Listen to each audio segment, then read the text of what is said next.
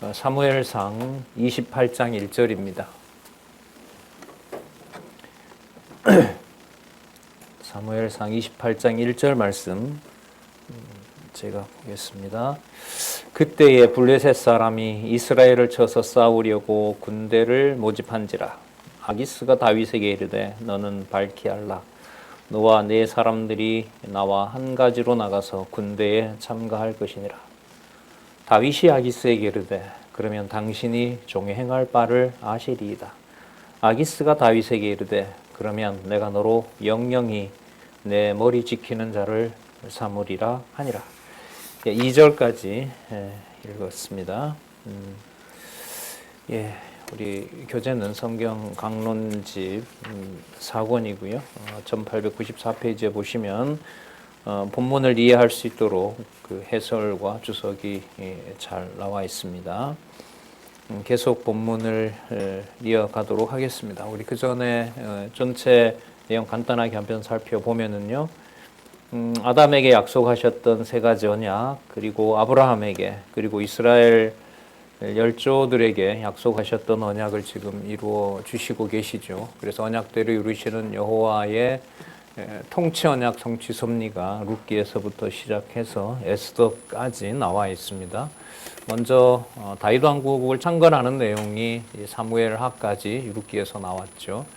그리고 지금 사무엘 상하는 사본에는 상하가 나눠져 있지 않죠. 나중에 이제 나눈 건데 그냥 사무엘 어쨌든 사무엘 상하 내용 전체로 보면 크게 세 부분으로 나눠져 있습니다. 사무엘상 1장에서부터 15장까지 여호와 하나님께서 준비하시는 것. 저 준비 용어가 매우 중요하죠. 아담을 창조하시면서 3대 언약 주실 때에도 준비를 하나님이 하십니다. 그리고 그 과정도 준비대로 하시고요. 또 목적은 언약대로 이루시는 여호와 하나님의 능력을 보여주시는 것이 목적입니다. 그 능력은 다름 아닌 바로 하나님의 5가지 찬양 목록이지요. 룻기, 욥기, 시편, 잠언, 전도서, 아가서에 나타난 하나님의 전능성과 신실하심과 주권성과 그다음에 영원하심과 그다음에 자비성, 그걸 우리는 지금 이게 세 번째 언약을 이루시는 언약 성취의 완성이기 때문에 그 5가지 하나님의 속성은 매 사건에서 확인하는 것이 매우 중요합니다. 그래서 인본주의로 가지 않고 성경은 신본주의로 이해할 수 있다는 이제 성경 신학의 중요한 명제를 우리가 오늘도 이제 여러 가지 사건들이 나올 텐데 그 사건에서 이제 오늘 그 세 번째 시련이잖아요. 그러니까 이거 이제 마지막 시련이기도 합니다. 그러면서 다윗 왕국을 여호와 하나님께서 건립하신다. 그래서 거기에 여호와 하나님의 전능하심부터 시작해서 자비성까지 모두가 다 계시가 되는 겁니다. 자, 그러면 우리 한번 살펴볼까요? 26장에서부터 시작한 이제 그 세 번째 시련이 처음에 이제 다윗의 피신 생활로 이어지고 참 저 상황을 우리가 살펴봤잖아요. 사울 왕이 다윗을 죽이고 싶어 하지 않고 눈물도 흘리고 회개를 하지만 사울은 정해진 대로 패배를 해야 됩니다. 자기 방식대로 원하는 대로 다윗을 맞이할 수가 없어요. 아무리 순간 울고 불고 해도 뉘우치는 듯 해도. 그리고 그는 사무엘을 통해서 약속한 대로 그 가문은 끝이 나야 합니다. 요나단도 아무리 다윗이 사랑하는 사이라 하더라도 끝을 내야 다윗 왕국이 건립이 됩니다. 그걸 우리는 이제 주권성이라고 얘기를 하죠. 사람의 어떤 의지와 판단을 개입할 수 없는 아주 엄격한 개념이죠. 그리고 28장, 29장에서 이제 다윗을 갈등 상황에 둡니다. 전쟁이 일어납니다. 블레셋 왕 아기스가 이스라엘을 침공합니다. 사울 왕을 침공하는데 다윗이 지금 1년 4개월이죠. 1년 4개월 동안 이 지금 아기스에게 거주를 합니다. 그러면서 이제 아기스한테 거짓말도 하죠. 다른 남방에 있는, 남방은 유다 땅 경계거든요. 애굽 쪽에 붙은 남방 땅 경계에 이제 있는 대적들을 다윗이 침략을 하면서 땅을 차지하는 일들이 벌어지잖아요. 그걸 이제 아기스가 알면, 저게 여기 있으면서 자기 영토를 늘리네. 그러니까 가서 그 지역들 사람을 전부 몰살하죠. 어떤 정보도 아기스에게 흘러가지 않도록. 그리고 거기서 다윗은 블레셋 땅에 있으면서 사울은 패배하여 가고 사울 왕은 망하게 하시고 다윗은 블레셋 적진에 있는데 왕이 되어 가도록 섭리하세요. 그러니까 그 상황을 두고 다윗은 지금 왕이 아니야. 예를 들면 다윗은 지금 블레셋에 있는 신세야 라고 한다면 우리가 이 성경을 보고 그건 바른 명제가 아닌 거죠. 이 말은 여호와 하나님의 언약하신 뜻을 성취하는 과정에 하나님의 말씀의 이러한 흐름을 이해하지 못하면은 하나님의 교회에 대해서도 인간적인 판단을 할 수밖에 없어요. 모르게 하시면 바르게 알지 못하게 되는 거고요. 그러면 이제 실수하게 되고 이제 범죄하게 되고 또 하나님이 그 방법을 써서 심판하기도 하세요.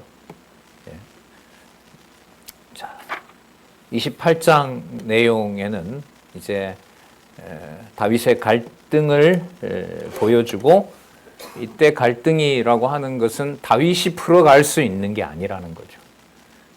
여호와를 의지해야만 하는 상황이 드러나고 그 갈등에서 주로 일어나는 일이 인간적으로 보면 실수하게 합니다.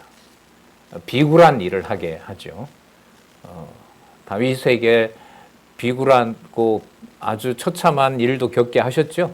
미친 척하면서 침 흘리고 긁으적거리고 대문 긁고 그런 일들을 통해서 다윗을 여호와의 마음에 합한 자로 오직 여호와만 의지하도록 하는 섭리를 우리는 앞에서 살펴봤습니다. 자, 세 번째 시련에서도 그렇고요. 앞으로 사무엘하 11장에서부터 24장까지 다윗 왕국을 보호하시는데 그 보호하는 과정에서도 똑같은 일들이 의미로 보면 같은 의미들을 알 수 있는 사건들이 계속 이어집니다. 자, 28장 1절에서부터 먼저 2절까지 조금 전에 읽었죠. 블레셋이 이스라엘을 침공하고자 합니다. 자,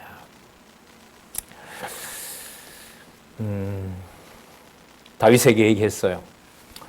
블레셋 왕 아기스가 이스라엘을 치려고 한다. 사울을 치려고 한다. 전쟁에 나가야지. 당연하죠. 제가 선봉이 되고 제가 전쟁을 하겠습니다. 그래? 그러면 당신을 내 머리 지키는 자로 최고의 군대 장관으로 삼는다는 거죠. 자, 이 상황에서 무엇을 얘기를 하냐 하면요. 성경은 저쪽 진영, 사울 진영을 소개를 합니다. 전쟁 상황으로 보면 다윗이 전쟁에 참여하려고 하네? 그럼 어떻게 됐지라고 하는데 3절에서부터 7절에 보면 무슨 내용을 기록하냐면 죽은 사무엘을 얘기를 하고 사울이 신접한 여인들을 쫓아냈다는 사실을 알려줍니다. 사무엘이 죽었고 신접한 여인들을 쫓아낸 것은 이건 율법대로 한 거예요. 사울이. 그 신접한 자나 이런 자들을 돌로 쳐 죽이라 그랬거든요. 다 추방해버렸어요. 사무엘이 있던 일이겠죠. 당시에. 그런데 사무엘이 죽었어요. 그럼 아무도 선지자 노릇을 해줄 사람이 없어요. 지난번에 아비멜렉 가면 85명 제사장들도 다 죽였죠. 참 이 과정들을 보면 그래서 하나님께서 사울을 심판하는 이 과정을 보면 하나님의 음성을 들을 수 없는 상황을 다 만들어 놔버려요. 사무엘 죽잖아요. 그 다음에 자기가 높제사장들 다 죽였죠. 자, 이거 참 묘한데 신접한 여인들, 무당들을 다 쫓아낸 일은 본인이 율법대로 잘한 거예요. 하지만 다급한 상황이 됐을 때 하나님의 뜻을 물을 수 있는 방법이 없어요. 이것도 제가 잠시 이렇게 머물러서 하나님 이렇게 섭리하시나. 뭐 박수를 불러드린 게 아니잖아요, 무당을. 쫓아냈는데 그게 하나님을 찾을 수 없는 길로 하나님은 만들어 놔버린 거예요. 그러니까 우리 욥기에 나오지만은 인과응보, 상선, 선에 대해서는 칭찬을 하고 상을 주지만 악한 일에 대해서는 벌을 내린다라는 그 구도가 맞지를 않습니다. 맞지를 않아요. 여기 전능성 계시가 되는 거죠. 자, 사무엘이 죽었어요. 라마지요. 여러분 지도 보여드렸죠. 참조하시면서 보시면 돼요. 그 라마에 가서 장사를 하고요. 성경은 뭐라고 기록하고 있냐면 3장 마지막 부분에 3절 마지막 부분에 신접한 자와 박수를 그 땅에서 쫓아내었었더라. 사울이. 그러면 물을 수 있는 자가 없다. 하나님의 뜻, 왜 하나님은 버렸기 때문에 사울을 보겠습니다. 그런데 4절에 보면 블레셋 사람이 수넴에 이르러 진을 칩니다. 하나님의 뜻이 무엇인지 물을 수 없는 상황에 5절에 보면 사울이 블레셋 사람의 군대를 보고 두려워하여 그 마음이 크게 떨린지라. 예. 다윗을 살기등등해서 쫓아가던 마음으로 보면 죽기 살기로 싸우면 되잖아요, 인간적으로. 근데 그 마음에 두려움을 줬어요. 자, 6절에 보면 사울이 여호와께 묻자오되 여호와께서 꿈으로도 우림으로도 선지자로도 그에게 대답하지 않습니다. 하나님께서 응답을 해주질 않아요. 사울이 신하들에게 얘기를 합니다. 자기가 쫓아냈던 신접한 여인이 어디에 있는지 알아보라고 얘기를 합니다. 자, 그리고 엔돌에 신접한 여인이 있다는 사실을 보고를 받고요. 그 신접한 여인에게 자기가 직접 갑니다. 8절에서부터 14절에 보면 자, 엔돌에 있는 신접한 여인을 직접 찾아갑니다. 변장을 하고요. 그리고 가서 그 여인에게 9절에 보시면 신접한 여인에게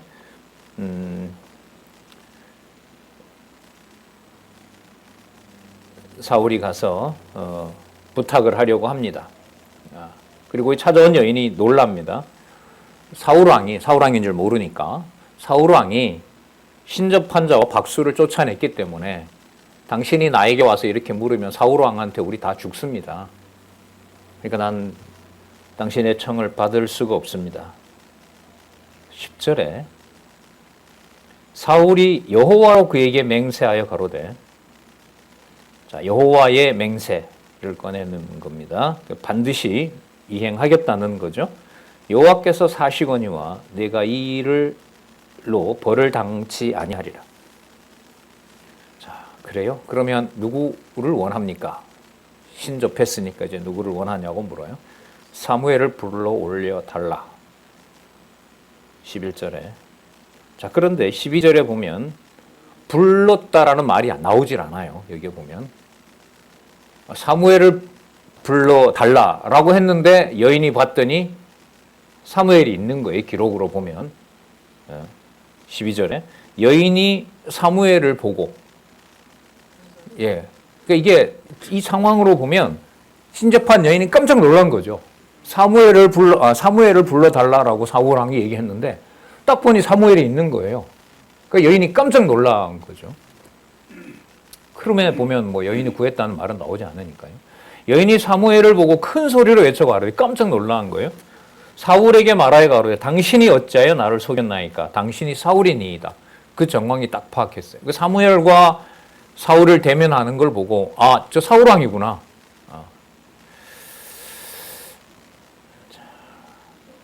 13절 왕이 그에게 이르되 두려워 말라. 네가 무엇을 보았느냐? 여인이 사울에게 이르되 사울 왕 눈에는 보이지 않은가 봐요. 내가 신이 땅에서 올라오는 것을 보았나이다. 사울이 그에게 이르되 어떤 모습이더냐?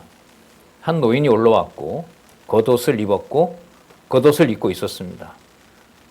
사울이 그가 사무엘인 줄 알고 그 얼굴을 땅에 대고 절하니라. 예.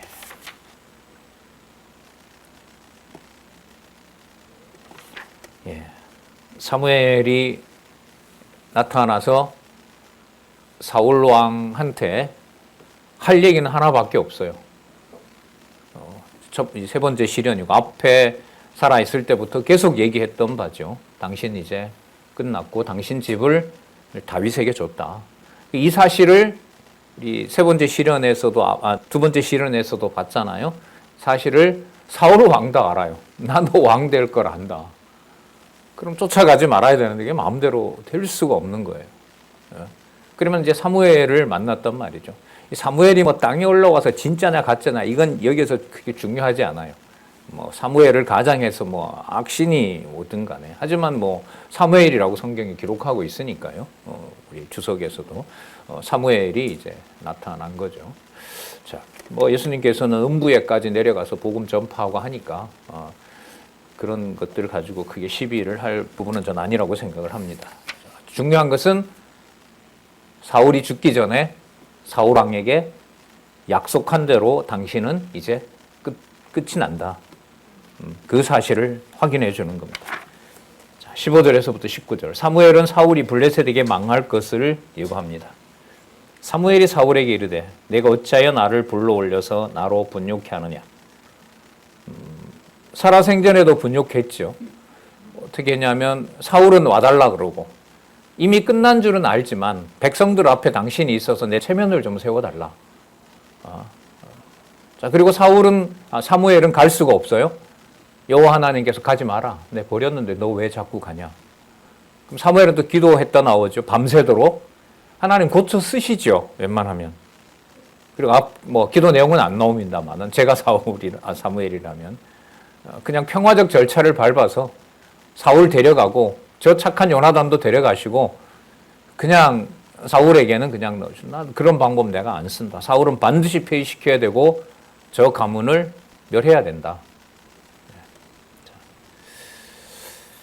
사울이 그럽니다. 지금 블레셋 사람이 쳐들어왔고 하나님을 아무리 찾아도 하나님은 나를 떠나서 내가 뭘 해야 될지 알려주질 않습니다. 16절 사무엘이 가로되 여호와께서 너를 떠나 내 대적이 되셨거늘 내가 어찌하여 내게 묻느냐. 사무엘은 확률이 많죠. 이 경우로 보면 여호와께서 나로 말씀하신 대로 내게 행하사 나라를 내 손에서 떼어 내 이웃 다윗에게 주었느니라. 그러면 사무엘을 보낸 이유가 다윗이 왕 된다는 사실을 확증해 주려고 하는 거죠.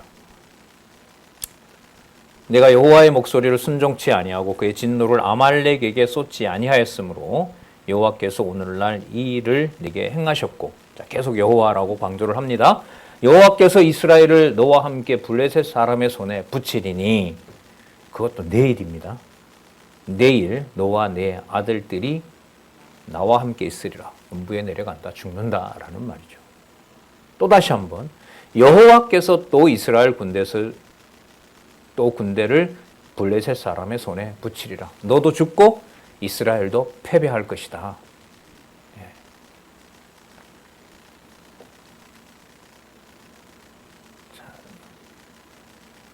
사울 왕 같으면 그 자리에서 제 같아도 기절할 거예요. 기절합니다. 여기서 뭐 거의 20절에 사울이 갑자기 땅에 엎드려 온전히 엎드러지니 이는 사무엘의 말을 인하여 심히 두려워하며 또 그 기력이 지나였으니 그가 종일 종야에 아무것도 먹지를 못했습니다. 먹을 수가 없게 하죠. 예. 괴로워서 밥맛 없는 거 여호와 하나님께서 하시는 거 맞나 모르겠어요. 지금 내가 밥 먹게 생겼어? 예. 사울 왕의 경우라면 망하게 하려고 하는 거고요. 기력을 세하여서. 하지만 육신의 몸은 망해도 신비에 새겨진 하나님의 말씀은 당신의 살아계신 것을 당신의 주권적인 방법으로 온몸에 새겨 가실 겁니다. 네. 자, 여인이 왕이 그렇게 심히 고통스러워하니까 그래도 왕이잖아요. 왕이 이러시면 안 됩니다. 생명을 아끼시길 바랍니다. 22절 여종의 말을 들으사 쫓아낸 이 여인이잖아요. 제가 같으면 그냥 아무것도 안 줬을 것 같은데 그래도 사무엘과 대화한 이 사울 왕에 대해서 사울 왕을 살리려고 합니다. 왕이여, 제가 떡을 드릴 테니 잡수시고 기력을 얻으십시오. 23절 사울이 거절하여 가로되 내가 먹지 안 먹겠다는 그 신하들과 여인들이 강권합니다. 그리고 일어나서 침상에 앉아서 여인이 잡아온 송아지와 그 다음에 무교병을 먹습니다. 사울의 앞에 와서 그 신하들의 앞에 드리니 사울과 그 신하들한테 주니까 그것을 먹고 그 밤에 갑니다. 여기서 사울이 기절해서 죽으면 안 됩니다. 왜 안 되냐 하면 사울 가문이 내일 전쟁에 나가서 다 죽어야 되기 때문에. 그러면 신접한 여인은 사울을 죽이라고 음식을 준 게 아니라 살리려고 준 거죠. 근데 살려놔야 될 이유는 내일 전장에 가서 죽어야 되기 때문에 사울이 살아야 돼요. 신접한 여인은 그렇다고 해서 신접한 여인이 죽으라고 음식을 주었다고 말할 수는 없죠. 이게 하나님의 섭리입니다. 그게 저주가 될지 화가 될지 우리가 알 수가 없습니다. 분명한 사실은 여호와 하나님의 언약하신 내용을 성취해 가는 과정에 여호와의 이름만 써라. 그게 첫 번째, 두 번째, 세 번째 시련인 거고요. 다윗 왕이 죽을 때까지 앞으로 이제 왕이 되어서 통치할 때도 바로 그 보호할 때 엄청난 자녀들의 그 살인이 일어나고요. 다윗도 범죄하는 그 모든 것들이 바로 여호와의 이름을 깨닫게 하는 과정입니다. 자, 사울은 자기 정해진 길을 가야 되죠. 블레셋 사람의 군대들이 점점 이제 이스라엘을 침범해 들어옵니다. 그리고 2절에 보면 블레셋 사람의 장관들은 수백씩 수천 명을 영솔하여 나아가고 다윗과 그의 사람들은 아기스와 함께 그 뒤에 나아갔더니 다윗은 이제 이 전쟁에 가서 누구를 죽여야 돼요? 선봉에 서니까 사울 왕과 베냐민과 이스라엘 자기 백성을 쳐야 되는 거예요. 요나단이죠. 다윗의 마음은 하나님이 붙들어줘서 사울을 왕으로 하나님이 세웠다. 요나단과는 여호와 앞에 맹세도 했고 자기 백성을 칠 수는 없고 이런 상황에다가 딱 부딪히게 합니다. 참 전략치고는 되게 참 뭐라 그럴까요? 자, 그럼 아기스가 딱 얘기합니다. 자, 여기 누가 왔느냐? 다윗이 왔다. 이 다윗이 누구냐? 사울 왕에게는 천천을 돌리고 만만세를 돌렸던 이 이스라엘의 이 사울 왕의 신복이었던 다윗이 우리 전쟁에 앞장을 선다. 얼마나 이제 우리에게 유리하냐. 자, 이렇게 얘기를 합니다. 3절에 나오죠. 3절 끝에 보면 중간부터 이스라엘 왕 사울의 신하 다윗이 아니냐. 그가 나와 함께 있은 지 여러 날 여러 해로되 그가 망명하여 온 날부터 오늘까지 내가 그의 허물을 보지 못하였노라. 이럴 때 블레셋에 있던 신하들, 블레셋 신하들이 아기스에게 이의를 제기합니다. 4절에 블레셋 사람의 방백들이 그에게 노한지라. 저 왕이 정신이 나갔나? 저 왜 저러지? 블레셋 방백들이 그에게 이르되 이 사람을 돌려보내어 왕이 그에게 정하신 그 처소로 가게 하소서. 자기 지역으로 돌려보내라는 거예요. 그가 우리와 함께 싸움에 내려가지 못하리니 그가 전장에서 우리의 대적이 될까 하나이다. 그가 무엇으로 그 주와 다시 화합하리이까? 이 사람들의 머리로 하지 아니하겠나이다. 그들이 춤추며 창화하며 가로되 사울의 죽인 자는 천천히요 다윗은 만만히로다 하던 바로 이 다윗이 아니니까 그 자를 자기 민족을 치는 전쟁터에 데려나간다고요? 되게 노합니다. 노했다 그랬으니까요. 절대로 안 된다고 얘기를 합니다. 하나님이 이거 보여주려고 이렇게 하신 것 같아요. 오늘 죽었구나. 저 사람 만나면 이 모든 해결할 수 없겠구나. 답답한 심정들 사실 많죠. 이 모든 건 사실 예수님께서 정하신 아버지의 뜻대로 수치와 고난을 당하고 십자가에 가시는 경우라고 보시면 됩니다. 그 예언인 거고요. 거기서 그리스도는 그 모든 것에 어떤 이의도 제기하지 않고 이제 다 받아내시는 거고요. 그리스도의 몸된 교회도 이런 상황에다 직면하게 하시고 여호와 하나님의 살아계신과 그의 영광을 알려주려고 하는 것이 여기서도 알 수가 있죠. 자, 아기스가 다윗을 부릅니다. 여호와께서 사시거니와 네가 정직하여 내게 온 날부터 오늘까지 내게 악이 있음을 보지 못하였으니 나와 함께 군중에 출입하는 것이 나의 소견에는 오르나 장관들이 너를 좋아하지 않는다. 아기스는 정말로 다윗을 믿었어요. 다윗이 거짓말을 해서 속인 거잖아요. 맞죠? 다윗이 철저하게 거짓말을 해서 아기스를 속였던 거고, 아기스는 그런 다윗의 속임수에 철저히 속은 거고요. 여호와께서 하시는 일이죠.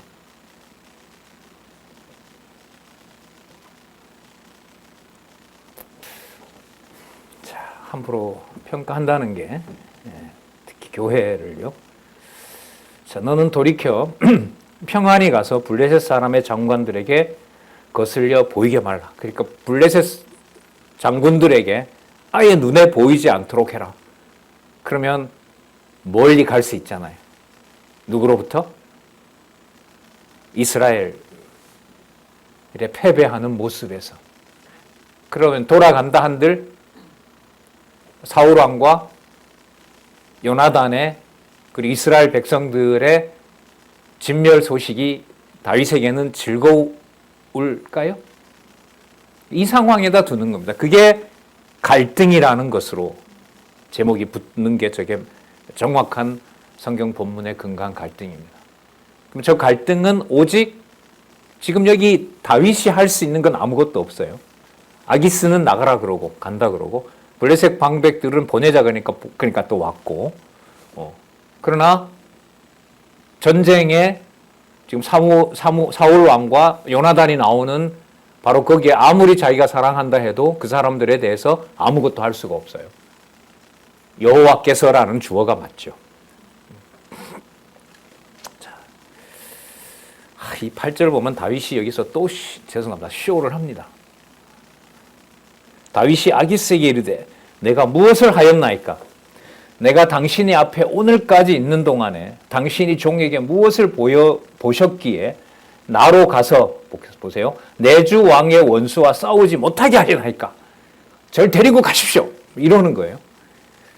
제가 이걸 보니까 여러분 미친 체 하면서 막 침 흘리고 대문 긁으적거리는 거짓하고 자기 민족을 자기가 앞서서 쳐야 된다고 거짓말하는 거하고 죄송합니다. 좀 인간적인 얘기니까 합시다. 이게 어떤 게 더 보기 싫어요?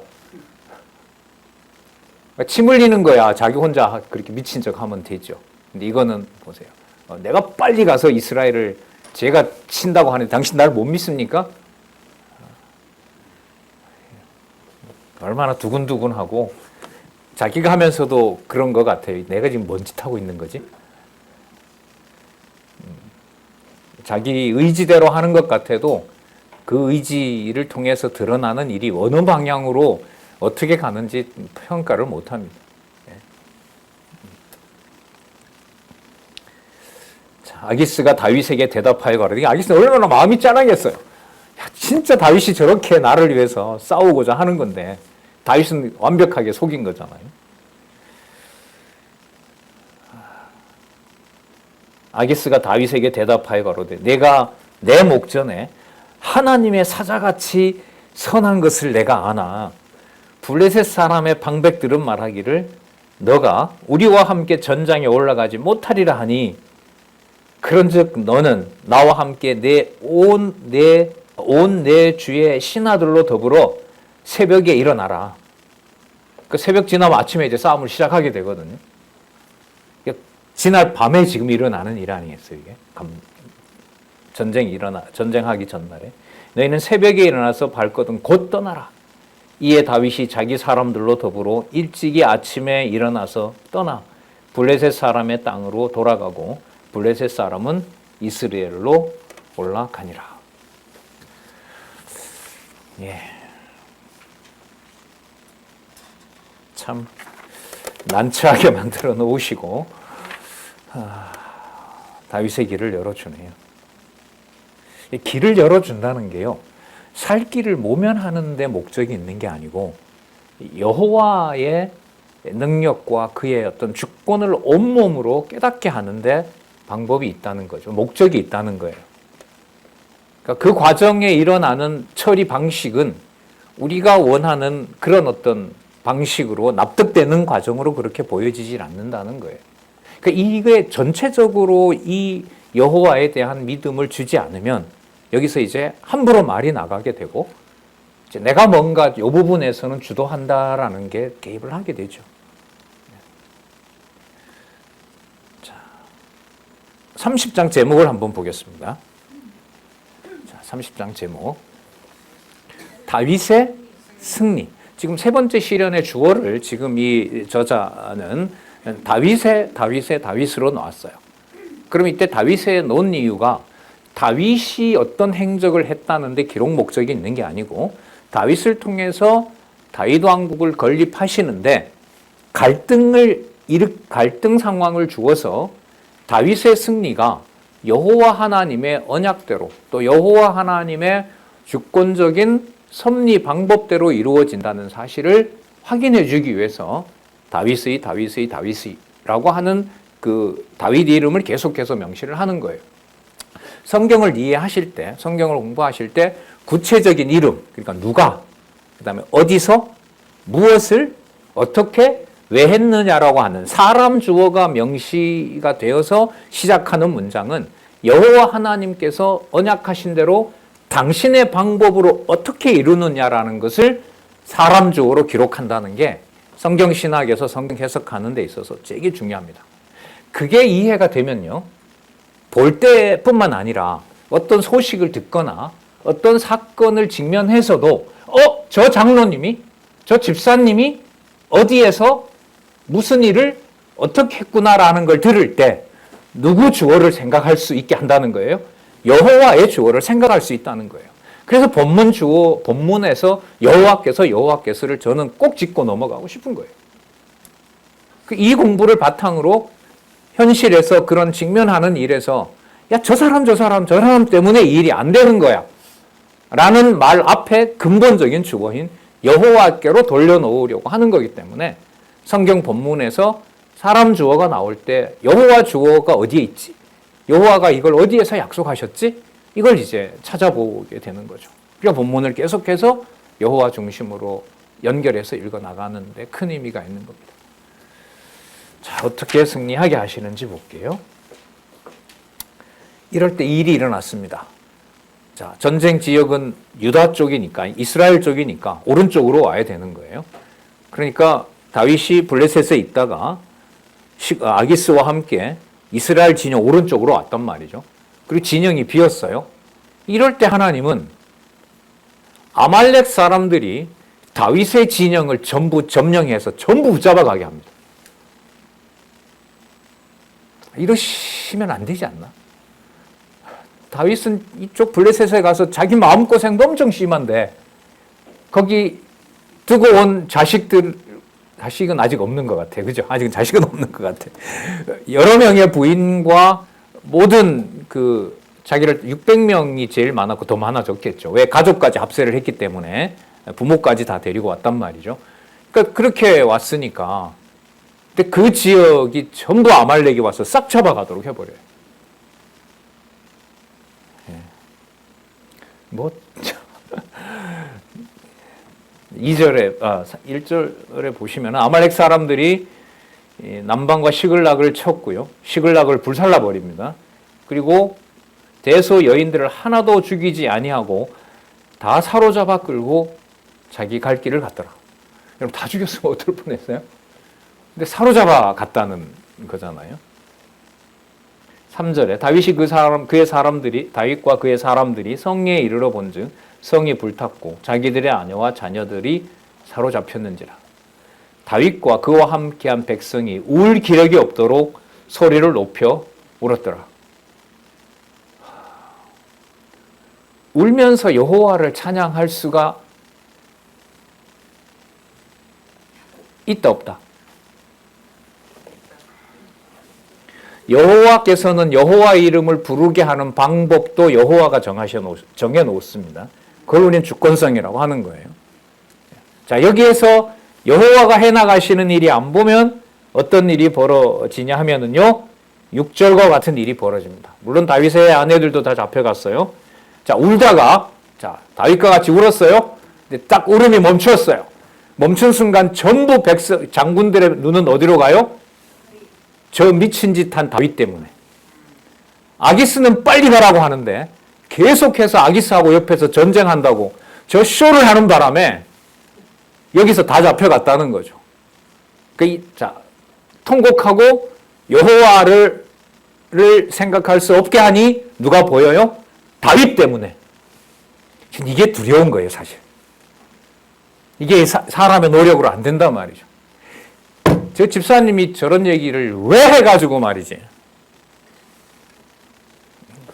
성경 공부하고 집에서 차 마시다가 딱 몇 분 지났는데 그때 당신이 잘못해서 그런 일이 벌어진 거야. 몇 분 후에 벌어지는 상황이죠.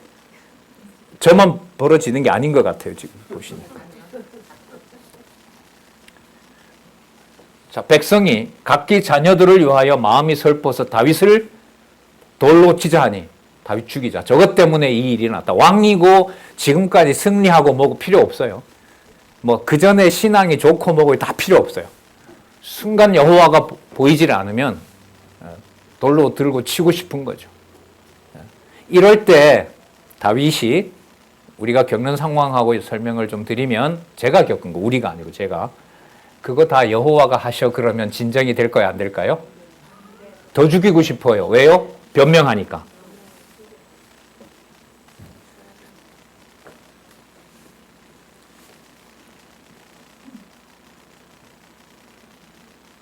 많이 일어나죠. 이렇게 여호와께서, 제가 오늘도 한 100번은 넘게 했을 거예요. 그때 이제 내불리한 게 일어났어요. 옆에 있던 권사님이나 장로님이, 목사님 뭐 그렇게 슬퍼해요. 여호와께서 다 하시는데. 그러면 네, 장로님 말씀 맞아요라고 할까요? 99%는 뭐라 할까요? 누가 몰라요 그거 장로님?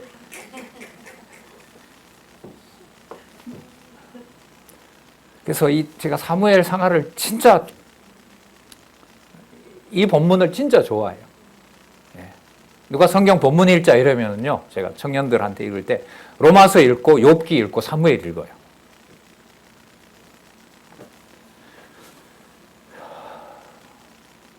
다윗이 크게 궁급하였으나, 그 다음 우리 같이 읽어볼까요? 시작. 그 하나님 여호와를 힘입고 용기를 얻었더라. 때려라 그래, 죽여라. 자, 본문이 이렇게 나왔으니까 여호와를 의지하게 하기 위해서 제목을 정리 하나 할게요. 다윗의 갈등은 30장 6절 끝에 보면 뭐 하게 하려고? 그 하나님 여호와를 힘입고 뭐 하게 하려고? 용기를 얻게 하려고. 이 본문 한 절이 얼마나 중요해요. 저 본문을 그래서 진짜 사랑합니다. 성경 본문은 진짜 사랑스러워요. 이 본문이 여기서 이렇게 나오는구나. 자, 여호와를 힘입었으니까요. 딱 보니까 아비아달. 자, 85명 노베에서 제사장 죽을 때 엘리멜렉의 아들인 아비아달이 딱 눈에 보이는 거예요. 보이게 한 거죠. 보이게 했어요. 그리고 뭐가 딱 기억이 나요? 제사장이 가지고 있는 에봇이 기억이 나요.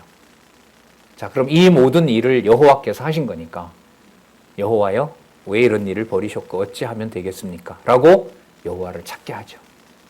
그런데 여러분, 대조가 됩니다. 앞에 버리는 사울 왕은 선지자나 누가 옆에 있어요, 없어요? 없죠. 없죠. 없게 하죠.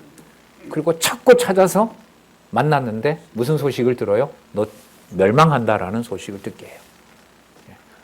두 가지 다 다윗에게 하시는 방식이나 사울에게 하는 방식이나 다 이것은 여호와께서 정하신 대로 이루어지는 겁니다.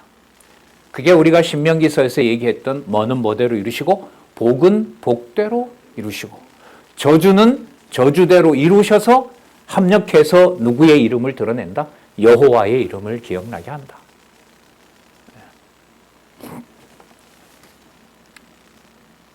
7절 다윗이 아히멜렉의 아들 제사장 아비엘에게 이른데 청컨대 에봇을 내게로 가져와라. 아비아달이 에봇을 다윗에게로 가져오매 여기서 약간 이 재밌는 장면인데 아비아달 당신이 물어봐라라고 하지 않아요. 만약에 사무엘이 에봇을 갖고 있었다면 다윗은 사무엘에게 하나님의 뜻이 무엇인지를 물어보라고 했을 거예요. 그런데 여러분 아비아달의 권위는 사실상 다윗도 알고 있죠. 이게 이미 끝난 가문이라는 사실을. 뭐 거기까지 확대 해석은 할 필요는 없지만 여기에서 에봇을 두고 다윗은 여호와께 의지하면서 여호와의 뜻을 묻습니다. 8절 다윗이 여호와께 묻자와 가로되 내가 이 군대를 쫓아가면 따라잡겠습니까? 여호와께서 대답하시되 쫓아가라.